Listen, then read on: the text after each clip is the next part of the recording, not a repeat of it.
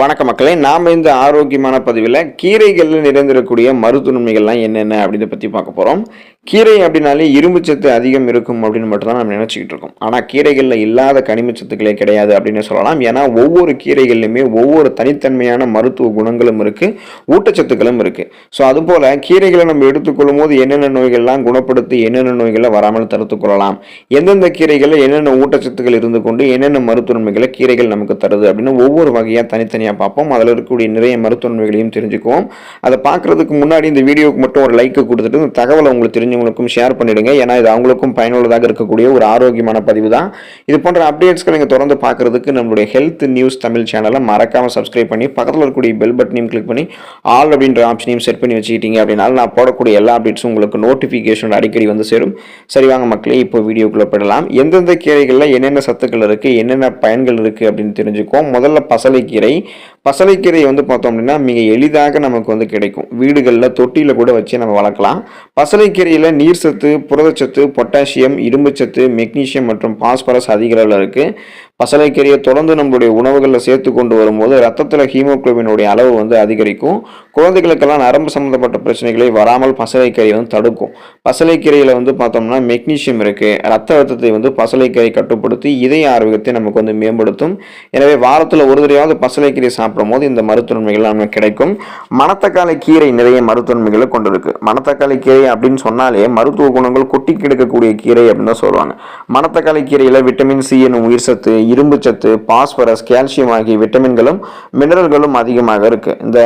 இந்த மணத்தக்காளி கீரை நம்மளுடைய உணவுகளை நம்ம சேர்த்துக் கொள்ளும் போது தொண்டையில் ஏற்படக்கூடிய வலி மற்றும் வீக்கம், வாய்ப்புண், குடல்ல ஏற்படக்கூடிய புண்கள் இது எல்லாத்தையுமே சரி பண்ணிக்கலாம். சிறுநீரகங்கள்ல உப்பு படிந்து கற்களாக உருவாகிற மணத்தக்காளி கீரை தடுக்கும். இப்போ கருத்தரிக்க விரும்பக்கூடிய பெண்கள்லாம் அடிக்கடி இந்த மணத்தக்காளி கீரை தங்களுடைய உணவுகளை சேர்த்துக் கொள்ளலாம். ஸோ நிறைய மருத்துவன்மைகள் மணத்தக்காளி கீரையிலும் உங்களுக்கு பார்த்தோம்னா கிடைக்க ஆரம்பிக்கும். புதினா கீரை நமக்கு ரொம்ப ரொம்ப உதவிகரமாக இருக்கும். புதினா அப்படின்னு சொன்னாலே அது வாசனைக்காக மட்டுமே சேர்க்க பயன்படுத்தக்கூடிய ஒரு கீரை அப்படின்னு நினைச்சிட்டு நம்ம பயன்படுத்திட்டு இருப்போம். ஆனால் புதினாவில் நிறைய மருத்துவன்மைகள் இருக்குது. புதினா கீரையை பார்த்தோம்னா மென்தால் பண்புகளை கொண்டிருக்கு. விட்டமின் சி உயிர் சத்துக்களையும் அதிகமாக கொண்டிருக்கு. எனவே இது நமக்கு சுவாசம் புத்துணர்ச்சி ஏற்படுத்தும். நரம்பு செல்களை தூண்டி நமக்கு ஒரு ரெஃப்ரெஷ்மெண்ட்டை கொடுக்கும். இருமல், ஆஸ்துமா உள்ளிட்ட சுவாச கோளாறுகள் தொடர்பான பிரச்சனைகளுக்கு, வயிறு வலி, ஜீரண கோளாறு உள்ளிட்ட பிரச்சனைகளுக்கும், குறிப்பாக மாதவிடாய் தொடர்பான வலிகளை குறைக்கிறதுக்கும், கொழுப்புகள் நம்மளுடைய உடல் எரிக்கக்கூடிய தன்மை எல்லாமே புதினாவுக்கு பார்த்தீங்கன்னா இருக்கு. ஸோ புதினா கீரையும் நம்மளுடைய உடம்புக்கு ரொம்ப ரொம்ப நல்லது. கருவேப்பிலை கீரை ரொம்ப ரொம்ப நம்ம எடுத்துக்கொள்ளும் போது நமக்கு நிறைய மருத்துவன்மைகள் கிடைக்க ஆரம்பிக்கும். கருவேப்பிலை பற்றி தெரியாதவங்க இருக்க முடியாது. ஆனால் இன்னும் என்ன ஒரு சந்தேகம்னா, கருவேப்பிலை கீரை வகைகள் இருக்கு அப்படின்னு தான் பல பேர் தெரியாது. வெறும் வாசனைக்காக, சுவைக்காக நம்ம கருவேப்பிலை நம்மளுடைய உணவுகளை சேர்த்துறதுக்கு அப்புறம் அதை சாப்பிட்றதுக்கு முன்னாடி எடுத்து வெளியே போட்டுறோம். ஆனால் கருவேப்பிலையில் நிறைய உயிர் சத்தும் சுண்ணாம்பு சத்தும் இருக்குது. இரும்பு சத்து, விட்டமின் ஏ, பாஸ்பரஸ் உள்ளிட்ட விட்டமின்களும் கனிமச்சத்துக்களும் நிறைந்திருக்கு. ஆனால் கருவேப்பிலை நம்ம பொடியாகவோ துவையலாகவோ செஞ்சு தொடர்ந்து நம்மளுடைய உணவுகளில் பயன்படுத்திட்டு இருக்கோம்னா ரத்த சோகையை குறைத்து ஹீமோகுளோபினை நமக்கு அதிகப்படுத்திக்கலாம். கண் பார்வை நமக்கெல்லாம் அதிகரிக்க ஆரம்பிக்கும். கல்லீரல் ஆரோக்கியத்தை மேம்படுத்திக்கலாம். குமட்டல் மற்றும் வயிறு சம்பந்தமான பிரச்சனைகள் எல்லாத்தையுமே கருவேப்பிலை நமக்கு தீர்க்கக்கூடிய ஆற்றல் கொண்டு இருக்கு. அப்படின்றதால கருவேப்பிலையும் தொடர்ந்து சாப்பிடும்போது நன்மை நமக்கு கிடைக்கும். முருங்கை கீரையிலையும் நிறைய மருத்துவன்மைகள் இருக்குது. முருங்கைக்கீரையை கீரைகளினுடைய ராணி அப்படின்னே சொல்லலாம். அந்த அளவுக்கு மருத்துவ குணங்கள் முருங்கைக்கீரையில கொட்டி கிடக்குது. எளிமையாக சொல்லணும் அப்படின்னா உச்சம் தலை முதல் உள்ளங்கால் வரைக்கும் இருக்கக்கூடிய அனைத்து பிரச்சனைகளையுமே தீர்க்கக்கூடிய ஒரு அற்புத கீரையாக அந்த முருங்கைக்கீரை இருக்கு அப்படின்னு சொல்லலாம். காரணம், முருங்கைக்கீரையில் இருக்கக்கூடிய விட்டமின் சி எனும் உயிர் சத்து நம் உடலினுடைய நோய் எதிர்ப்பு மண்டலத்தை வலுப்படுத்தும். அதாவது நம்மளுடைய இம்யூன் சிஸ்டத்தை இன்னும் பலப்படுத்துறதுல நமக்கு இருக்கக்கூடிய நோய்களையுமே நம்ம குணப்படுத்திக்கலாம். சீசனா புதுசாக அட்டாக் உடைய வைரஸ், பாக்டீரியா போன்ற தொற்று நோய்களையும் எதிர்த்து போராடலாம். இரும்பு சத்து நமக்கு இந்த முருங்கைக்கீரையிலிருந்து கிடைக்கிறதால ரத்த சோகையெல்லாம் நம்ம குறைச்சிக்கலாம். ஹீமோகுளோபினுடைய அளவை நம்மளுடைய ரத்தத்தை அதிகப்படுத்திக்கலாம். ரத்த சர்க்கரையினுடைய அளவை நம்ம சாப்பிடக்கூடிய இந்த முருங்கைக்கீரை நமக்கு கட்டுப்படுத்தும். உடலில் இருக்கக்கூடிய கெட்ட கொழுப்புகளை முருங்கைக்கீரை கரைக்கும். ஆஸ்துமா உள்ளிட்ட பிரச்சனைகளையும் கல்லீரல் சார்ந்த பிரச்சனைகளையும் வராமல் நமக்கு முருங்கைக்கீரை தடுக்கும்.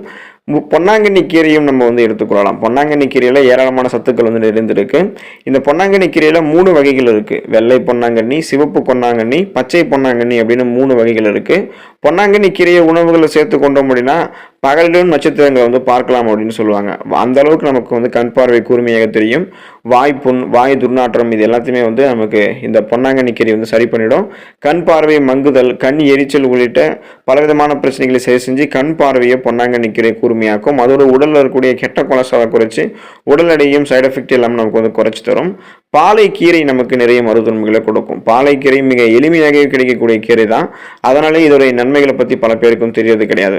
ரத்த சர்க்கரையினுடைய அளவு கட்டுக்குள்ள வைக்கிறதுக்கு கிளைசமிக் மிக மிக குறைவாக இருக்கக்கூடிய உணவுகளை எடுத்துக்கணும் அப்படின்றதால அந்த அளவுக்கு கிளைசமிக் மிக மிக குறைவாக இருக்கக்கூடிய உணவுகளில் நம்ம சாப்பிடக்கூடிய இந்த பாலைக்கீரையும் ஒன்று. பாலைக்கீரையை நம்ம வந்து மசியலாக, கடையலாக இந்த மாதிரி பல விதத்தில் வந்து எடுத்துக்கொள்ளலாம். தொடர்ந்து பாலைக்கீரையை வாரத்தில் ஒரு தடவையாக சுழற்சி அடிப்படையில் நம்ம எடுத்துக்கொள்ளும் போது நமக்கு நிறைய மருத்துவ நன்மைகள் வந்து கிடைக்க ஆரம்பிக்கும். மசியலாக, கடையலாக மட்டுமில்லை, பாலைக்கீரையை ஸ்மூத்தியாக சேலட்களில் சேர்க்கலாம், தயிர் பச்சடி உள்ளிட்டவையில் கூட சேர்த்து சாப்பிடலாம். இந்த பாலைக்கீரையில் வந்து vitamin K, copper, zinc, potassium, magnesium உள்ளிட்ட சத்துக்கள் இருந்திருக்கு. இந்த கீரையை மஞ்சள் சேர்த்து கஷாயம் போல செஞ்சு எடுத்துக்கொண்டு வரும்போது வயிற்று உபுசம் உள்ளிட்ட பிரச்சனைகளையும் குறைக்கலாம். முடக்கத்தான் கீரை இதை நம்ம எடுத்துக்கொள்ளும் போது நிறைய மருத்துவ நன்மைகள் கிடைக்கும். முடக்கத்தான் கீரை வந்து எலும்புகள் வலிமையாக இருக்கிறதுக்கும் அதில் ஏற்படக்கூடிய இன்ஃப்ளமேஷன்களை குறைக்கிறதுக்கும் அற்புதங்களை செய்யும். அதனால தான் இதுக்கு பேரே முடக்கு அறுத்தான் கீரை. முடக்குவாதம் உள்ளிட்ட பிரச்சனைகளையும் வராமல் தடுக்கிறதுக்கு இது உதவி செய்யும். பெண்களுக்கு அதிகமாக ஏற்படக்கூடிய எலும்பு தேய்மானத்தை தவிர்க்கிறதுக்கும் முடக்கத்தான் கீரை உதவிகரமாக இருக்கும். நெய்யில் வந்து இந்த முடக்கத்தான் கீரையை வதக்கியோ அல்லது அரைத்து தோசை மாவில் கலந்தோ முடக்கத்தான் கீரையை எடுத்துக்கொண்டு வரும்போது மூட்டு வலி, முடக்குவாதம் உள்ளிட்ட பிரச்சனைகளை நம்ம வந்து குறைத்துக் கொள்ளலாம். வெந்தய கீரையை நம்ம எடுத்துக்கிட்டோம் அப்படின்னா நிறைய மருத்துவன்மைகள் கிடைக்கும். வெந்தய விதைகள் எடுக்கும்போது நம்முடைய உடல்ல என்னென்ன மாற்றங்கள் நடக்கிறதோ அது எல்லாமே வெந்தயக்கீரை நம்ம சாப்பிட்டாலுமே நமக்கு வந்து நடக்க ஆரம்பிக்கும். வெந்தயக்கீரை ரத்த சர்க்கரையினுடைய அளவை கட்டுக்குள்ள வைக்கிறதுக்கு உதவி செய்யும். அதோடு உடலில் இருக்கக்கூடிய கெட்ட கொலஸ்ட்ராலையும் வெந்தயக்கீரை வந்து குறைக்கும். இன்சுலின் சென்சிட்டிவிட்டியையும் நமக்கு சாப்பிடக்கூடிய இந்த வெந்தயக்கீரை வந்து தூண்டும். கண் சம்பந்தப்பட்ட பிரச்சனைகளை வெந்தயக்கீரையை தீர்க்கிறதோடு இந்த வெந்தயக்கீரையில் இருக்கக்கூடிய நார்சத்தும் மலச்சிக்கலையும் நமக்கு வந்து ஏற்படாமல் தடுக்கும். ஸோ ஒட்டுமொத்தமாக நம்மளுடைய உடலை ஆரோக்கியமாக வைத்துக் கொள்வதற்கு வெந்தயக்கீரையை நம்ம வந்து எடுத்துக்கொள்ளலாம். சிறுகீரை மிகவும் உதவிகரமாக மருத்துவ நன்மைகளை கொண்டிருக்கக்கூடியது சிறுகீரை. சிறுகீரையினுடைய அற்புதங்கள் வந்து அதிகமாக இருக்கக்கூடிய ஒரு கீரை அப்படின்னு சொல்லலாம். சிறுகீரையில் vitamin A, vitamin B, vitamin C எனும் உயிர் சத்து இந்த மாதிரி விட்டமின்கள் இருக்கு. இரும்பு சத்து, பொட்டாசியம், மெக்னீசியம், மேங்கனீஸ் உள்ளிட்ட கனிம சத்துக்களும் இருக்கு. கண் சம்பந்தப்பட்ட பிரச்சனைகளை தீர்க்கக்கூடிய ஒரு உணவாக வந்து நமக்கு இந்த நம்ம சாப்பிடக்கூடிய இந்த சிறுகீரை வந்து இருக்கும். தொடர்ந்து சிறுகீரையை நம்மளுடைய உணவுகளை சேர்ப்பதன் மூலமாக கண் புரை உள்ளிட்ட கண்கள் சார்ந்த பலவிதமான பிரச்சனைகளை தடுத்துக் கொள்ளலாம். எலும்பு மற்றும் நரம்புகளை வலிமையாக்குவதோடு இதய ஆரோக்கியத்தையும் சிறுகீரை வந்து நமக்கு பாதுகாக்கும். தொடர்ந்து சுழற்சி அடிப்படையில் வாரத்தில் ஏதாவது ஒரு கீரையை நம்மளுடைய உணவுகளை சேர்த்துக் கொள்வதன் மூலமாக நிறைய நன்மைகளை பெறலாம். கீரைகள் இருக்கக்கூடிய அதிகப்படியான நார்சத்துக்கள் ஜீரண ஆற்றலை மேம்படுத்தும். அதோடு மலச்சிக்கல் உள்ளிட்ட பிரச்சனைகளையும் தீர்க்கும். கீரைகள் உடலினுடைய நோய் எதிர்ப்பு மண்டலத்தை பலப்படுத்துவதோடு எலும்புகளையும் வலுப்படுத்தும். தொடர்ந்து சுழற்சி அடிப்படையில் நம்மளுடைய உணவுகளில் கீரைகளை சேர்க்கிறதால ரத்த சோகை அப்படின்னு சொல்லக்கூடிய அந்த அனீமியாவை தடுக்கிறதோடு ரத்தத்தில் ஹீமோகுளோபினுடைய கவுண்ட்டையும் நம்ம வந்து அந்த அளவையும் அதிகரிக்க பண்ணிக்கலாம். உடலில் இருக்கக்கூடிய கழிவுகளை வெளியேற்றி நம்மளுடைய உடலை நச்சு நீக்கம் செய்வதோடு கண் ஆரோக்கியத்தையும் கீரைகள் வந்து பாதுகாக்கும். அதோடு ரத்த சர்க்கரையினுடைய அளவு மற்றும் ரத்த அழுத்தம் ஆகிய இரண்டுமே நமக்கு வந்து கண்ட்ரோல் இருக்கும். அதாவது பிபி, சுகர் ரெண்டுத்தையும் கண்ட்ரோல் பண்ணிக்கிறதுக்கெல்லாம் நம்ம சுழற்சி அடிப்படையில் கீரைகளை வாரத்தில் ஒரு தடவையாக நம்ம சேர்த்துக்கொள்ளலாம். தொடர்ந்து நம்ம கீரைகளை வந்து பார்த்தோம்னா எந்த விதத்திலையும் வேணாலும் எடுத்துக்கலாம். ஸோ எல்லா வித கீரைகளையுமே கடையலாகவும் பருப்பு சேர்த்தும் எடுத்துக்கலாம். கீரையை நிறைய சின்ன வெங்காயம் வந்து சேர்த்து பொரியலாக கூட நம்ம எடுத்துக்கலாம். பாலைக்கீரை உள்ளிட்ட சில கீரை வகைகளை சாலட் போன்றவற்றில் வந்து நம்ம சேர்த்துக்கொள்ளலாம். கீரைகளை எடுத்துக்கொள்வதற்கு முன்னாடி நம்ம ஒரு சில விஷயத்தை வந்து கவனிக்கணும். முருங்கைக்கீரை, கரிசலாங்கண்ணி கீரை உள்ளிட்ட கீரைகளை உலர்த்தி பொடி செஞ்சு அதை நம்ம எடுத்துக்கலாம். ஆனால் சமைத்து உண்ணக்கூடிய கீரைகளை எப்போதுமே வந்து ஃப்ரெஷ்ஷாகத்தான் நம்ம வந்து எடுத்துக்கணும். கீரையை சமைக்கிறதுக்கு முன்னாடி அந்த கீரையை நல்லா சுத்தமாக கழுவணும். ஏன்னா அதில் நிறைய மண் இருக்கும். அதே போல் நிறைய பூச்சிக்கொல்லி மருந்துகளை கூட அடிச்சிருப்பாங்க. அதனால் கல் உப்பு கலந்த நீரில் கொஞ்ச நேரம் எந்த விதமான கீரைகளாக இருந்தாலும் அதை வைத்து அலசுவது நல்லது. அதே போல் கீரையை சமைக்கும்போது அதிக எண்ணெய் சேர்த்து சமைக்கக்கூடாது, நீண்ட நேரமும் சமைக்கக்கூடாது. அப்போது நம்ம நீண்ட நேரம் சமைச்சோம், அதிக எண்ணெயெல்லாம் சேர்த்தோம் பண்ணால் அதில் இருக்கக்கூடிய ஊட்டச்சத்துக்கள்லாம் வீணாகிடும். கீரையை குக்கரில் வச்சு நம்ம சமைக்கிறத தவிர்த்துடணும். கீரையை லேசாக வதக்கி சாப்பிட்டாலே முழுமையான ஊட்டச்சத்துக்கள் நமக்கு கிடைக்கும்.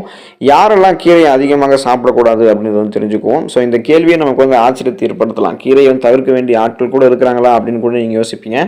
நிறைய கீரை வகைகளில் சோடியம் அதிகமாக இருக்கும். இதனால் சிறுநீரக கற்கள் மற்றும் சிறுநீரகம் சார்ந்த பிரச்சனை இருக்கிறவங்கலாம் கீரைகளை அதிகமாக சேர்த்துக்கொள்ளக்கூடாது. அதே சமயம் எண்ணெய் கீரைகளை எந்த அளவுக்கு சேர்த்துக்கொள்ளணும் அப்படின்ற அந்த பாயிண்ட் ஆஃப் வியூ வந்து உங்களுக்கு வந்து தெரிய ஆரம்பிக்கணும். இப்போது தைராய்டு பிரச்சனை உள்ளவர்களுக்கெல்லாம் எந்த வகை கீரைகளை எந்த அளவுக்கு எடுக்க வேண்டும் அப்படின்றத வந்து மருத்துவ ஆலோசனை பண்ணதுக்கப்புறம் தான் எடுக்கணும். இல்லைன்னா தவிர்க்கிறது நல்லது. ஏன்னா தைராய்டினுடைய அளவு எந்த அளவுக்கு இருக்குன்றது தெரியாமலே நீங்கள் அளவுக்கு அதிகமாக கீரைகளை சாப்பிட்டீங்கன்னா உங்களுக்கு வந்து ஆபத்து ஏற்படலாம். ஸோ இது போல் அளவோடு நீங்கள் கீரைகளை சுழற்சி அடிப்படையில் வாரத்தில் ஒரு தடவையாவது எந்த கீரைகளாக இருந்தாலும் சுழற்சி அடிப்படையில் வாரத்தில் ஒரு தடவை மாற்றி நீங்கள் சாப்பிட்டுருக்கீங்க அப்படின்னு நிறைய மருத்துவமைகளை பெற்று நலமோடு வாழலாம். அடுத்த ஆரோக்கியமான பதிவில் மறக்காமல் சந்திப்போம். நன்றி மக்களே.